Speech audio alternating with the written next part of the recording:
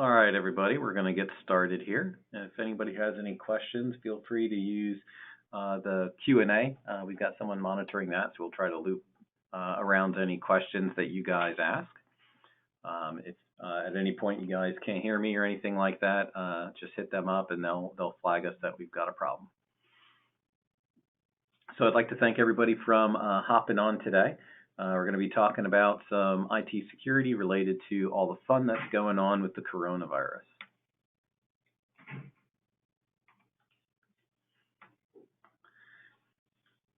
So a slide I like to misuse constantly here, that 95% of failures are going to be the customer's fault. What's really interesting about that is that's before everybody started becoming a remote workforce, and that's before everybody got distracted with everything going on with the pandemic and the new clickbait attacks. And so it'd be interesting to know if that 95% is going to go to 99 or if it can go over 100 or something interesting like that. But it's something that we all have to be concerned with. So two key things that are in the news. So there's an old banking Trojan that's nice and in the wild now. Basically, it's all about RDP brute force attacks. One of the reasons this is coming back up is because of the remote workforce and the desire to disperse everybody out of the buildings and get them working remotely. Folks are just dropping RDP online or in weak VPNs. So naturally the bad guys are noticing that and are really escalating an RDP brute force attack. One of the important things to say here is this is a good example of something that instantly goes away with two-factor authentication or MFA. So you'll probably hear us repeating that a lot because most of the issues related to hackers right now can be circumvented with standard security and multi-factor. Another piece here is data scraping and account takeover attacks. Right now it's in e-retailers. They're usually the first, but then everybody else is short to follow. So we see this as another sign that account takeover is going to be really huge during this work from home time period. All right, so let's talk about some escalating threats. So one that we brought up last week, and we're going to bring it up again, is fake virus maps. We ourselves got maybe 4 or 5 different calls from people who had employee systems blocked off the network because they were hitting these fake coronavirus maps. So we thought that this would be a rare thing, but what it's finding is it's not very rare. People are basically clicking anything related to corona. And that's now getting worse with a lot of fake news clickbait attacks, or better yet, social media quote unquote alerts. And this is where people are seeing things like, oh, businesses are going to get shut down, the governor's going to mandate everybody work from home and all this kind of stuff.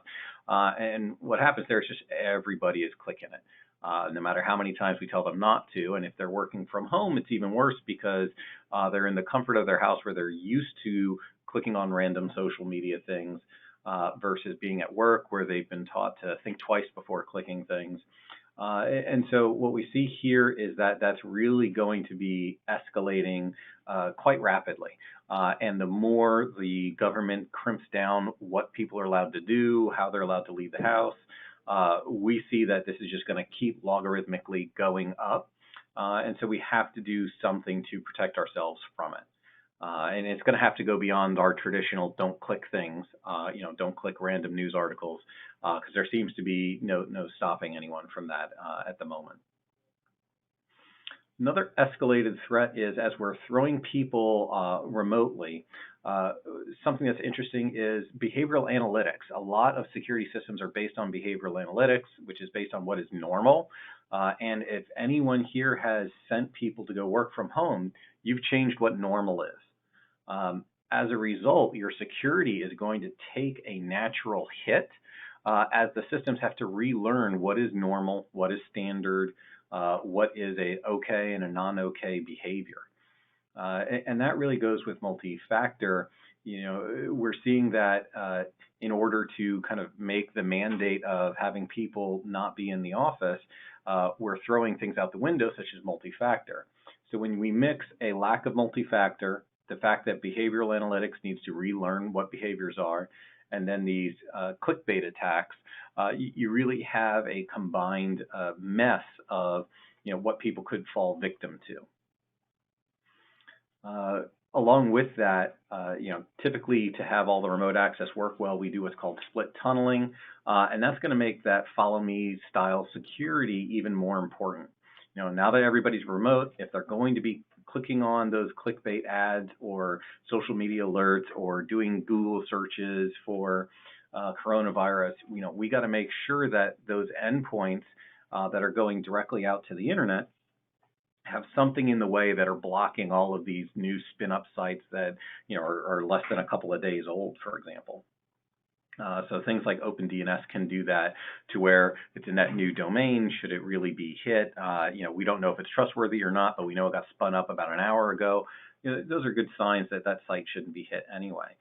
So getting some kind of follow me security is another, in addition to two-factor authentication, follow me security is a really good way to help prevent some of the issues that I was just hitting. The next two that become really dangerous are the increased prevalence of the ACH wire transfer fraud and account takeover attacks. So we know that these two attacks are going up. We know that they are based on malware. We know they're based on phishing attacks. We know they're based on accidentally clicking things.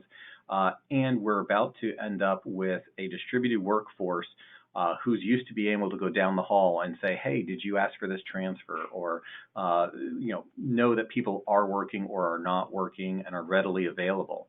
Well, now that everyone's distributed, we kind of lose that contextual information of what's going on within the company. And that can really weaken what our processes are for ACH and wire transfer fraud, especially. In some statistics that I was looking at over the last week, we found that a lot of the ACH wire transfer fraud is continuing to be cycled down to people in the 10 to 200 user counts, just because the likelihood of having really good security controls is low. And so it's very easy to steal a little bit of money at that point. And, as with any criminal organization, the ease of theft is really what's going to make them continue to go down until you get to the, 3, 4, 5 person companies. So it's definitely not an issue for only large companies or only banks. It's actually a problem for every industry, for every size, and it's getting worse quickly. So how do we combat some of these escalated threats? So for the compromised ad banners, the infection maps, things like that, you're going to need a combination. You're going to need things like SSL decryption, OpenDNS, next-gen antivirus, cloud app security. Those in combination end up being your best defense for this style of attack because you are in a distributed world. One of the things that we like about something such as cloud app security is it also helps with the fact that everyone is working from home. They may or may not be on a work computer. They may be on a tablet. We've had calls from some folks who are rapidly just trying to figure out any box they can put people on to work from home because they were not equipped to send everybody home. So things like cloud app security can help with that. They can also help with that behavioral analytics piece that we were talking about in terms of changing what is normal and what people are allowed to hit. On the human error side, you'll see that in almost every one of these areas, I'll pick on things like OpenDNS, I'll pick on multi-factor, because they can really do something about every one of these different areas. Most ACH wire transfer frauds we deal with and account takeovers we deal with, of course, MFA would have stopped that. Most of the phishing attacks that we are dealing with over here, or the drive-by malwares, would have been fixed with OpenDNS as an example. We haven't seen a huge push of new executable style malwares, with the exception of the infection maps. And that's really where the next-gen AB is going to come into play. A lot of these are non-resident, non-physical file attacks to where just looking at the map will start running a process versus having to click it. Although there are some lower tech ones where it is requesting people to literally click on a map for up-to-date alerts all the time, and people are assuredly clicking that button, even though we've been training them as the most dangerous thing for them to do. But it's happening more and more that we can track through all the people we work with. On the human error side, two things that we really want to revalidate, especially on the ACH wire transfer fraud. This is a really good time for IT to go remind the business to validate those business processes. What are the callbacks supposed to be? What's the process? What's the process when no one is sitting next to each other anymore? ACH wire transfer fraud is about people stealing your money and also about people using you to steal other people's money. So you got to really make sure that there's some business processes that are going in all directions for that. And then the next one here, we've already gotten a couple of calls on this since I posted it last week, and that's kids delete files. We're already getting the calls of, I was working from home, I just stood up for a minute. Next thing I know, my kid was at my computer and either was clicking things or deleting files or just playing with the mouse and accidentally moved stuff.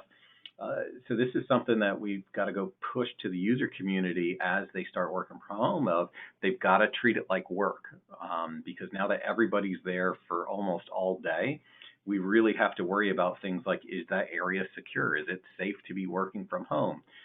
Accidents can and will definitely happen, and we're seeing it more and more right now. In red, what I have here is sometimes I've heard people say, well, if I tunnel all the traffic from all the VPN users, then some of these security concerns go away. The issue with that is a lot of people are expanding how many people are concurrently coming into their environment, sometimes as much as 80%. So going from 20% of their staff usually being VPN'd in to adding it to be 80, 90% of their staff is now VPNing in.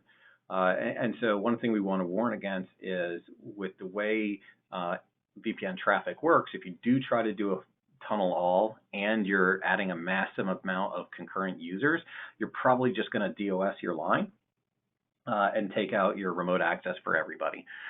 That's typically what we're seeing because tunnel all is not realistic nowadays. And if you really are having a good chunk of the staff work from home consistently, it's not really a supportable way to be. So last week, I had a couple of work from home concerns that I tried to predict. So one is, do employees know how? Is IT ready? And is anybody actually doing work when they're at home? So our top 3 calls really basically says those first 2 predictions were right. And I'm going to go with the third prediction people just haven't gotten to yet. And what I mean by that is there's such a high load of calls of just getting people ready that no one has really started about worrying about whether people are actually working from home or not. So some top 3 things that we've seen over the last week are overload support calls because users can't remember how to get in. So one of the things that we want to remind people of is go grab a hotspot, have your IT guys test with people before they come in, and make sure they're actually ready to go and the user remembers how. We're getting a ton of overload support calls from our clients who are just being overrun, and we're trying to help them out as well. And you would expect that this is very simple, normal stuff, but for people who don't do it every day, it's not. And so you might want to think about having new screenshot documentation that you can send out there. Maybe the last time you trained people, you had some different settings on your VPN appliances and they need a little cheat sheet or something like that. But those are things that we recommend. Next bullet here is one I absolutely stole from one of our clients that's actually on the phone right now, and that is to set up a conference bridge on a specific hour every day and facilitate support. So how we interpret that is kind of the idea that says if everybody who's working remote knows that you've got a conference bridge open 10 o'clock every morning, they should just call in. That would be a really great way for IT to help the business. and to make sure that people are working and being useful, but then also to compile a bunch of support requests at a time. So that was, like I said, a client idea that we really like, and we're starting to use it internally as well to kind of bypass the traditional ticket systems and let people know there's definitely a time when you can help them. Next top call we have is licenses for VPN or multi-factor or RSA tokens. So as an example, we've seen situations where RSA, I'll pick on them, it was taking even 5 days for them to get pricing out, and right now hard tokens are back ordered. Shockingly enough, it turns out that hard tokens that are made in China are really hard to get shipped quickly right now. So you really got to think about things such as, do you have the MFA tokens? Do you have alternatives? Can you do soft tokens? If your device supports OTP, go that way. But definitely you don't want to wait. The other thing we're seeing is fake online sellers, or people who claim to be a reseller who turn around a quote at very good low margin pricing very quickly, but often actually getting the license or getting the tokens is a whole different thing entirely. They're turning around a quote quickly, but they have no better way to actually send the hardware or the license keys from distribution than anybody else has. So we see this every time there's some kind of pandemic. We saw this during the H1N1 and various others. It happens every time there's an issue like this. So you should definitely be wary of that. And sometimes even us as an IT company, we get it all the time too. I've gotten probably half a dozen quote unquote new distributors that are ready to get orders out while everyone else who's traditional is bogged down. They're fake. They don't really exist. And the likelihood of you getting the product at all is relatively low.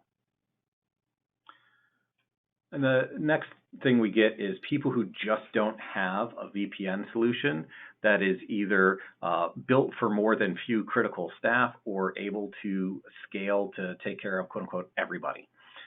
So one idea that we wanted to remind people of is a lot of SSL VPN appliances can now be virtualized, which means you can simply spin up virtual remote access systems.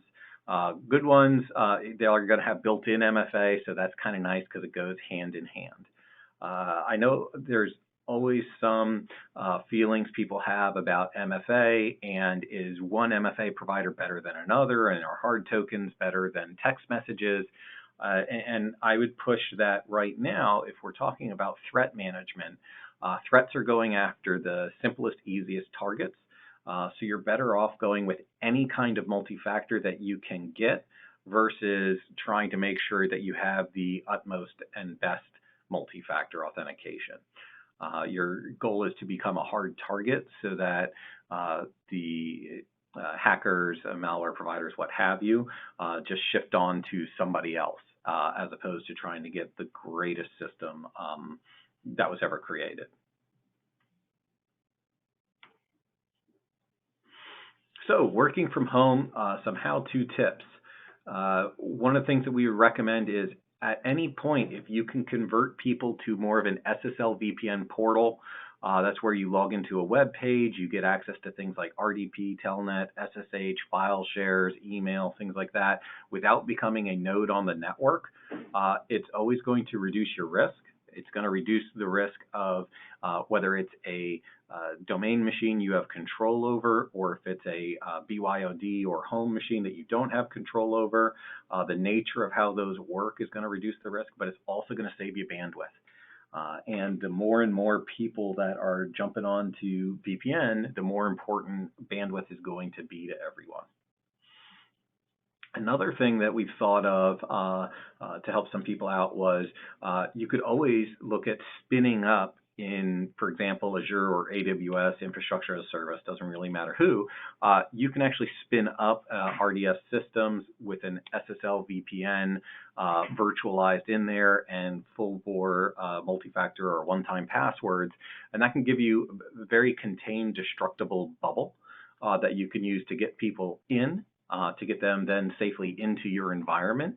and to really scale out how many users can hit consistently and what will it look like, and not necessarily get bogged down with, do you have hardware, do you need to buy servers and things like that.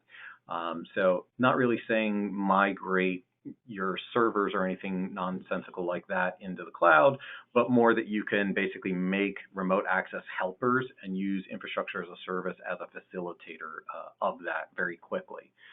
The other good thing about doing it virtually is you don't have to have people come into the office to go implement a bunch of stuff. You can basically do everything remotely at that point. Another risk area is that uncontrolled people, devices, applications. This is where Cloud App Security and OpenDNS is really going to help, because that's about securing direct cloud access. Direct cloud access meaning people getting straight to your SaaS apps from their homes, and they might be on your boxes or they might not. You might have given them a perfect laptop to take home that they asked for, with a tiny screen that's portable and light and all the things they wanted for travel. But now you're telling them to go home and work for 3 weeks, 4 weeks, who knows how long. And they're sitting there saying, well, my computer at home has this giant screen and I can work better, so why don't I just use that? Those are the kind of thinking that you have to make sure you've got a way to accommodate them, and you have a way to make that safe. Another important piece about SSL VPNs is if you have applications that can only work from the office. A lot of SSL VPNs have functions that will let you emulate that. It'll let you emulate that with multi-factor authentication, and it'll do it without telling someone, just leave your box on, RDP to your desktop at your office, and then loop back out. That's a very inefficient and kludgy way to go. And we've already gotten a couple of calls from customers saying, I accidentally turned off my desktop. What do I do now? Because I can't RDP to it because it's off and there's no one at the office. And so you want to avoid those logistical nightmares. And so SSL VPNs, they can actually facilitate that. At times, it'll also facilitate if we've got any finance folks or people who need to have a USB key or a cert key that needs to flow through for any banking apps, things like that.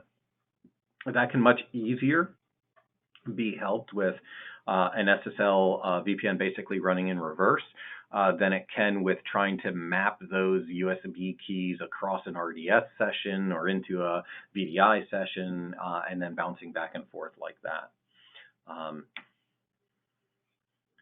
Another piece that's come up a lot is remote desktop. I'm bringing it up because we hear a ton of people saying this is how I'm going to try to facilitate this. So there's a nice link from Microsoft about ways to lessen the bandwidth, but at the end of the day, you've got to kill a whole lot of different prettiness making configurations. So for example, you've got to get rid of drive mapping and printer mapping, pretty screens, cut and paste functions. All of those, even when they're not in use, take bandwidth. So just having them on increases the bandwidth requirements. Color resolution, screen resolution, another huge one.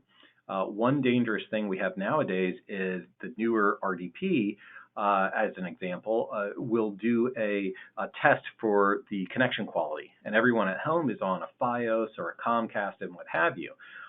So if it flags it as a high quality, which is going to be most broadband connections, it's going to default to over 10 megabits per second per user per session, and that's assuming they only have one screen. That's an enormous amount of bandwidth that's really non-functional in terms of being able to sustain it. And then even if it does low, you're probably talking more about that 2 megabits per second per user. And once again, you're talking about sustained rate traffic. Most internet is in bursts. If you look at it in terms of a graph, it's slamming up and down as people are hitting websites, and you have a lot of stateless communication. RDP is going to be taking that bandwidth at a sustained rate, so your internet is going to be much less effective and useful as you might expect, even if the math does academically work out. It typically doesn't work out in practice. And so your goal is to get that down as much as possible. Depending on what you have, it may or may not be possible. And what I mean by that is depending on what the security system is will dictate how easy or hard it is for you to control these settings. If you've got an SSL VPN, it's quite easy to control those settings going to individual desktops. If you don't, then you need some kind of RDS proxy or VDI proxy or something sitting in the middle where you can do centralized control over that. Because a lot of these settings can only be set either A, at the endpoint, or B, as an override on the local system. And if they're RDPing to distributed systems, there's not a great way to control that. And if people are on uncontrolled systems, or uncontrolled work from home BYOD boxes, you can't reach out and change those settings on the far end, which also makes it quite difficult. Another piece to think about, right now everybody's just worried about getting working. But then you're going to have folks who want to make a big deal about how you got people working. So make sure as you're doing the work from home that you're restricting local copy as well as local printing so that you aren't out of compliance, you haven't broken your contracts, and you aren't opening yourself up to getting sued later, potentially by customers who don't have the money. They're looking for an excuse not to pay you. And so you don't want to make sure that you open that door to them. Realistically, if people are working from home, there's not a good reason for them to be doing local copies of your data. There's not a good reason for them to be printing at home. So you really want to make sure that you do something about that and that you are thinking about compliance because at some point someone else will be thinking about compliance and they're not going to be real friendly about it. Especially if, over the next couple of weeks, things start to settle down, they're going to be hunting for people that broke compliance and can be used as an excuse.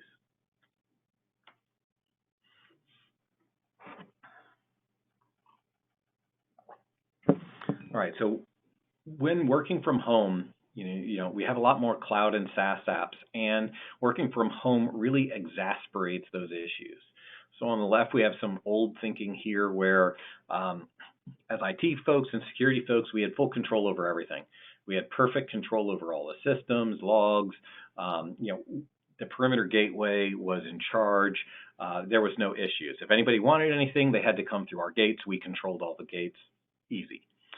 With this distribution, we've got to really think about people are coming from businesses, they're coming from home, they're coming from random mobile devices, and they're hitting stuff on the internet, whether it be the Salesforce or 365 or Box. I don't know about you guys, but I've gotten about 4 emails today from Box saying, hey, we'll give you free accounts to help your work from home be more efficient. Just click this link and we'll give you some free accounts for the next 30 days. So that probably means everybody's getting it, and people are going to click those buttons. They're going to say, oh, great, this could be more effective.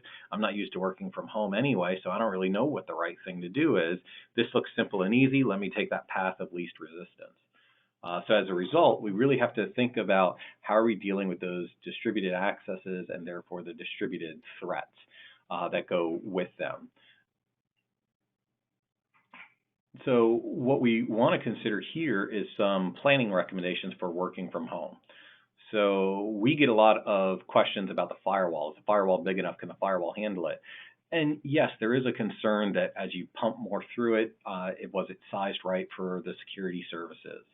That's a very simple mathematical question to figure out. However, what isn't quite as simple is the VPN connections, what's the load going to be? And if people have a traditional node on the network, which is where someone is going to use a VPN client and have an IP address and be a node as if they were working internally so that they can, quote unquote, do anything or everything, as they like to say, there's no good way to figure out how much bandwidth that's going to take. Especially if you end up having one of your data analysts working from home and they decide to run SQL queries against the backend database, they could easily take out a 300-400 meg line there. Or if you have PSTs that are on file shares, we've seen that take out gig internet lines just with one user doing it. So you really need to start doing some planning and draw a picture of who needs to get to what, from where, and when. It's not really worth it to figure out why they're trying to do it. But if we can at least map out those three things, we can sit there and say, okay, where do we actually need to apply resources, or what do we need to scale up or scale out? We're seeing there's a little too much attention being paid to what's the size of my firewall, and realistically, there should be more attention being paid to how do I deal with these people who are hitting my stuff without ever coming through my firewall in the first place. With that, we need to very much validate what machines will they be on. If people are distributing to home machines or uncontrolled systems, you need to do it differently, and you're going to need to take some additional steps to make sure that you've got enough walls between you and their home environments to protect your data and to protect your clients. Multi-factor authentication, two-factor authentication, for years we've been saying pretty much anytime there's a theft or someone calls and says I've been hacked or things like that, multi-factor and would have protected about 80% of those. So 8 out of 10 would have been stopped by multi-factor. As we throw everybody out to their homes and have them working in the wild, we really can't budge on the requirement for that. So if you have tokens, do you have enough? Is everyone actually trained to use them? We've already gotten the call saying our offices are closed because they're near a government building, but I left my token in my desk. What do I do? Be ready for that, because as silly as it sounds, it happens, and unfortunately it happens pretty often. And so what you want to look at there is there an alternate method you can give them? Can you flip them to OTP? Or if you have some people who are task-based workers, is there other ways that you can get them in without necessarily beefing up the system that you geared towards very specific use cases, as an example? This might be one of the times where you really have to diversify how people get in and treat the different user segments as different types of users, and maybe have a different solution for them. Okay. So a few tips. Have people patch before they leave the office. Probably the leading cause that we have for people who are complaining and say, I'm not sure people are working from home, I don't see them on the VPN. And then we get the statement coming back, oh, my computer was patching, so I couldn't get in. We're hearing a lot of that from folks nowadays. And realistically, we would recommend make sure they patch before they leave the office, and that you test it.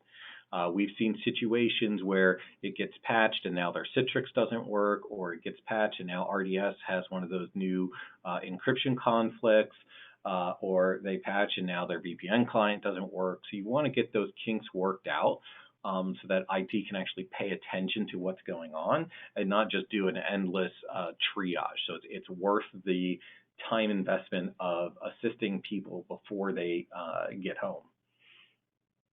Definitely double checking your remote access client versions. If people don't get in often, sometimes their VPN clients don't self-update. So we've had to help people troubleshoot what basically comes down to old versions of clients maybe not being compatible with the newer versions of the VPN device. So that's another good one to try to predict where you're going to have issues by doing some software inventory scans. Yeah. IT should really be on alert for oddities. Now that everybody is distributed, things are going to be odd, but we've got to be suspicious. Things like account takeovers and phishing and spear phishing and those ACH wire transfer, they rely on the disruption. They rely on the uncertainty. And so unfortunately, it means IT has to do double duty of getting people in and connected and paying a greater amount of attention to things that might be odd, because that's how you're going to catch those people who are coming in to either plant malware or to just steal your data.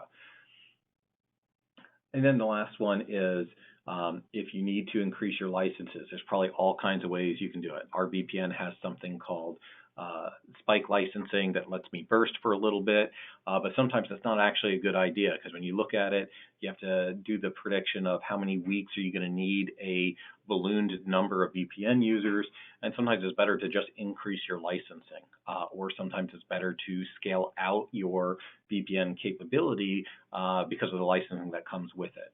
So that's definitely something that should be looked at from a couple of different angles, and you really need to make sure that you address it before it becomes an issue. Even the best of vendors is having a number of problems with even processing orders, and so you want to make sure that you're ahead of that curve wherever possible. So best bang for your buck. This hasn't really changed from last week, but our opinions here are cloud app security, because you want to control for account takeover protection. You want zero-day protection on your collaboration platforms and things like Salesforce. And it can all be done remotely, no endpoint touches, no trying to install new things on PCs, no user impact. Those are the types of security things we like in this type of condition where people are overly busy running around. It's not time to go install things in places. OpenDNS security is really good as well. Has that follow me protection for on-prem and remote. It would require an agent push, but from our experience, if it's done right, no user impact. The pushes are easily done when they're VPN'd in, or in some cases, even without them VPNing in. So bang for your buck wise, those two items are both proactive defense technologies. They can be easily done. They can scale much further than just 365 as an example. And in OpenDNS's case, it can sometimes protect you against 365. A lot of malware using OneDrive, and as everybody runs around whitelisting things like 365, there's actually a lot of bad public shares in 365. OpenDNS is a good example, and actually Cloud App Security is as well. They can find those public shares and help prevent you from hitting a command and control share as an example. And the last one here is implement an activity tracking solution. So when we're not talking with IT folks, we're talking with executives. They're all concerned about productivity. And as people are reacting to the pandemic, and as people are, constantly tied to their phones, trying to figure out what's happening next, and all the children are home, and bugging parents when they're trying to work from home, what can you do about it? Well, there are activity tracking solutions that work really well. We've got a couple we like where if you've done any of the searching on things like Gartner for activity tracking, one of the issues is some of them do too much.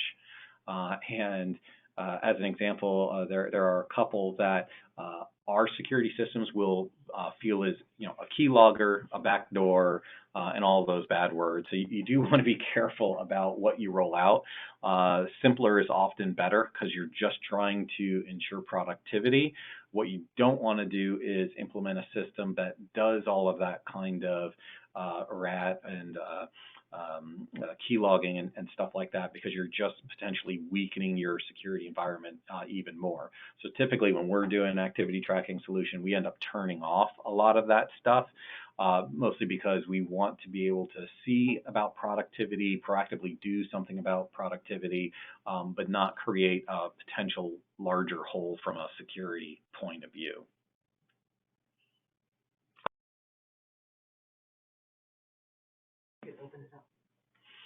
All right, so that's what we wanted to go through for this week. So at this point, we'll open it up for questions, or if anybody wants to shout out or type something in the Q&A, we'll be happy to answer if we can.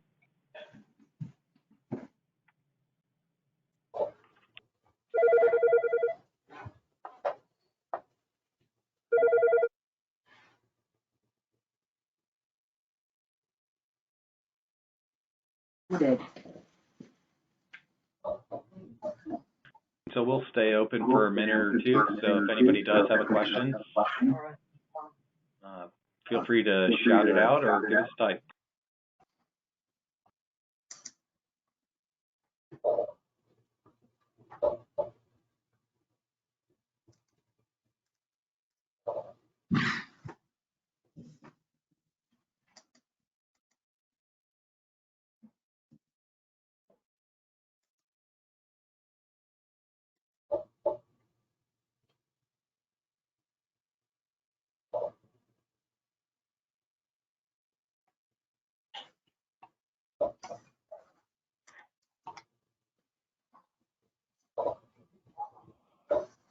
Yeah, Michael, I think that's pretty normal for mine. I usually end up with quiet groups.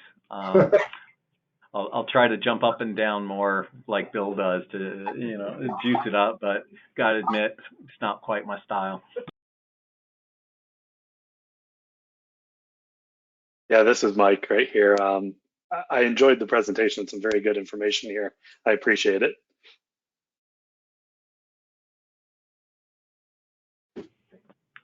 Thanks, Mike. Appreciate it. Um, and as always, if anyone has other questions they want to follow up with later or privately or on email about how to do like the employee tracking or productivity tracking, whatever you want to call it. I like to call it idle time tracking. We can definitely help with that as well. So, feel free to email us, or I think Jamie sent you guys all out the invite, so feel free to reply to her and she'll facilitate getting you answers as well. Have you guys had any recommendations for using Microsoft Teams? I know there's a bunch of security things that can and cannot be turned on, through the Outlook portal, or excuse me, the Microsoft portal. But do you have any recommendations, just in general? I mean, we have deployed a lot of our staff remotely, mostly because we're trying to, we're a bunch of suspicious security guys, right? So we chopped people into different groups so that one sick person is segmented from the other two groups. And in that process, we really started using Teams a lot more than we did in the past. And just from the last week of using it, I can tell you that our guys are loving it. But that said, we already rolled out MFA. We already rolled out conditional access. So our Teams is under the control of both of those, which alleviates a lot of the security concerns. We're not using it for phone calls, though. How did you figure out who? For what reason are you not using it for phone calls? Just out of curiosity. Her name is Chris Himes. How'd you figure it out? We didn't want to start something new that we hadn't done before. So we already have a cloud phone system, so we didn't want to suddenly change our phone system and distribute staff that are used to working in a close-knit team in the office. So it's just too many changes in a row, and we already had a cloud phone system, so technically our guys can just have their phone sitting there and operate normally. Fair enough. So there's no security concerns about using the phone system through Teams. It's just you didn't want to change everything at the same time. Correct. Okay. We're loving the screen sharing. There's also some whiteboard functions. I don't know if you've played with the whiteboard function that's part of Teams. That's really slick for guys who are used to walking up to a whiteboard and doodling with each other. Right. Works really, really well. But I will say, if you've got Teams deployed, please remember Teams is integrated with SharePoint, OneDrive, 365, everything. If you don't have the multi-factor and conditional access, which means you either have Enterprise Mobility Suite E3 or Azure AD Premium 1, then I would say huge security risks. If you've got one of those two license packs and you turn that stuff on, then I haven't seen a security risk outside of the user-caused ones. So what I mean by user-caused is if your users start sharing your Teams file repositories out to random people on the internet and you haven't turned on the control that says they can't, that's a significant security risk. And we always recommend to people, you should not be allowing public sharing at all. And when you do allow it, it should be a very tightly controlled situation. Otherwise, you're allowing someone to have an encrypted tunnel basically directly into your quote unquote data center, even though your data center is in the cloud. And then all of your company devices have an encrypted tunnel to pull that data down straight to that endpoint. And if those endpoints are at home, they're missing a lot of security. Right. It's one of the reasons we recommend Cloud App Security get rolled out quickly. It's because it fights situations exactly like that, to be able to say, okay, I still have good security even though people are sitting at home and people are going to, in the effort to get their job done, probably start sharing a lot more than they normally would. Right. Yeah, unfortunately, we're not quite at the E3 level yet, but I'm sure that that is rapidly approaching. So we're hoping, we're depending on policies and procedures at this point, unfortunately. And so if you don't have the Azure AD Premium or the EMS E3, another thing to consider is Microsoft auditing. It also will not create logs because you haven't paid for those services. So you might have some kind of log monitoring system that's looking at 365 that you believe will catch some of those. But what we found is if you aren't paying for those services, a lot of the logs that the SIEM vendors need will not be produced. It'll be in your dashboard. You can see it if you stare at it live, but it actually won't go through the API to the SIEM vendors. And so that ends up having a gap in visibility as much as you don't have the multi-factor or conditional access. That would be where account takeover protection becomes important. That's another aspect of cloud app security. I mention that because it is often cheaper than doing EMS. For most people, our recommendation is you always have both. But if you're having a situation where you have neither, then it is often, at least with the security side, you'll know something bad is happening and you can manually go kill it, which is not as good as multi-factor, but at least you know about it and you can attempt to do something. And that type of solution is also, you're not changing people's work habits, right? Because you put in multi-factor and conditional access, people are going to notice, and if they don't notice, you didn't install it fully, right? So sometimes cloud app security can really help with getting around that. Yeah, we're considering the cloud app security. I've been talking with Scott Granai about it, and it's definitely on the table as an option. Gotcha.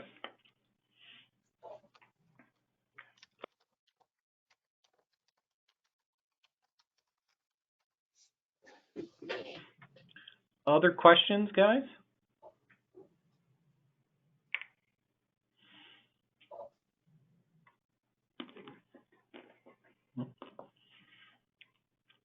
All right, well, if anybody does have anything new, feel free to reach out. We'll be happy to take your calls and talk through anything you guys would like. So we're here to help. If you need anything, just let us know.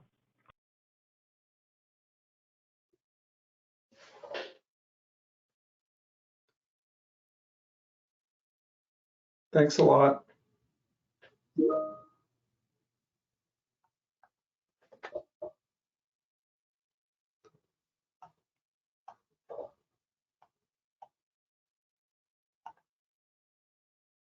Thank you for joining, y'all. We're going to close on down. Thank you very much.